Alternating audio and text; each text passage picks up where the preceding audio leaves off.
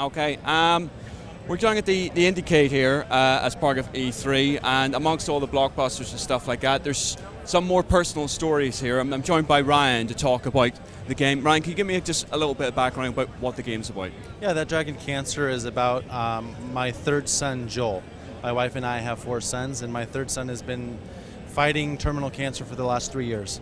So this story is about him. Okay, I mean, is this, have you created this as a sort of reaction way of dealing with what's happening, or is this more like a way for perhaps other people going through a similar situation can sort of respond to it and go with it? I think by choosing to create in the middle of something, you have a different perspective than afterwards. And I don't know all the answers. I just know our experience and how much I love Joel and how I deal with things like faith and pain and feeling out of control and the rest that comes when you stop flailing, you know, and choose to love and choose to hope, and that's what this is about. The sunset looks pretty from here. The orange glow cast on the wall, better than the muted colors of this hospital. I wonder why they choose blues and greens. They, the ones who choose the colors that heal.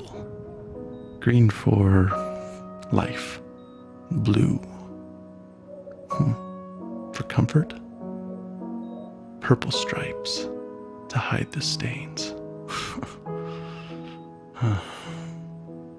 This chair is too small and sticks to my skin. I hate vinyl. I would imagine you feel completely at a loss, obviously, as what to do, and this feels like, I don't want to use the word therapy, but a way of releasing, almost. Would that be correct? Or for me, yeah, I mean, revisiting it is hard. It becomes easier when Joel's doing well. In the last 6 months, Joel's been doing very well. And so it makes it easier to revisit those things, these certain moments of inflection in our experience. This was one particular night where Joel had low immunities and he had a stomach bug and he was throwing up, and it was just really awful and I felt really helpless. But then there was this moment of grace that kind of came at the end, and this is a concentration about 6 hours on one night just after they had told us he was terminal. Well, with the game, I mean, it's wrong to call it a game even. I mean, how would you class this? Somebody told me it felt like a diary, and for me, I think that interactive media is a way in which I can create a world, and I can ask you, the player, to live in it, and then ask you to love my son. You know, and that's a different way of interacting with a story than books or film, because you're there, you're inside my head, you're outside of my head, you're holding my son, you know, and you're trying to stop him from crying, and you feel that helplessness just like I felt that helplessness. And so I think it's a moment in which me as the designer and you as the player can have a conversation within the game about how that makes us feel. And what I love about it is the conversations that we have afterwards, you know, where I just shared my heart with somebody and then they share their heart with me. And it's a beautiful moment of it's something I treasure. I hate this room. I didn't used to. For a moment it was an adventure. I was cast as the compassionate and caring father, holed up with his fragile son in a small cleft in the rocks. The storm raging, waves ripping at the sharp black rocks below, and enveloped in my arms, he feels safe, and I am holding him firmly, trying not to slip. Because if you hold tight enough, nothing will take him. Right? Well, with the narration that we see in the game, I mean, is that scraps of things that perhaps you wrote down and you thought about during those experiences, or is it you reflecting post the actual experience and trying to shape it into something that's more poetic? This particular experience was interesting because it was one of those nights where we have a separate personal blog for Joel from our family and friends that love us and follow us. And so I had posted 2 poems. One was called This Is Hell and one was called This Is Heaven. And for me, this was the closest to hell I've ever been. And so there was that, I had that point of reference a couple years later when I wrote this.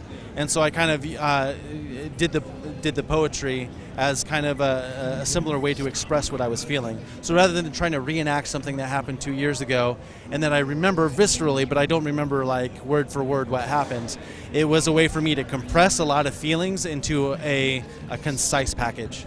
Okay, how is this experience framed? Is it a series of different scenes that have start, middle, and ends, very much like the poetry we were talking about at the start? Yeah, actually the story will take place in the context of a children's hospital. And so over the course of all the scenes, each scene will have it will be a encapsulated experience. And so in this case, this was one of the worst nights of our life. We might explore things like a prayer vigil that we had at our church and what that was like. And you know, there's moments where Joel learned to walk again. And you get to help him, you get to watch him. And there are other moments where Joel is having seizures as a result of the chemotherapy, and I'm kind of dealing with that. And so what I want to do is present intimate snapshots into our life, and kind of overlay that with some surrealist elements that kind of allude to the fact that there's something else at work here. And I think in our life that's certainly the case. There's these moments of desperation, but then there's these beautiful moments of grace. And that's what sustains us. Well, how did you choose those snapshots? Did you try and sequence it to have a story arc, for want of a better term, to it, and to have those highs and lows? One of the hardest things about this experience is that we don't know the end. And the end hasn't been written yet in our life. And so a lot of times there will be these moments. I mean, even after making this scene, we had a moment a month ago where I was like, oh, this is another one of those moments. And I think that as we live them, it will kind of take shape. We have a rough idea of the places that we want to go, but very much so this is a poem in progress. Can I ask you, where can people get this? Where can they experience it? Sure. We don't have a public demo yet. But they can read about my family, and they can see some of our concept art that may or may not make the cut at thatdragoncancer.com. Thank you very much for talking to us. Thank you very much for your time. Stop. I shake. I weep. I need peace.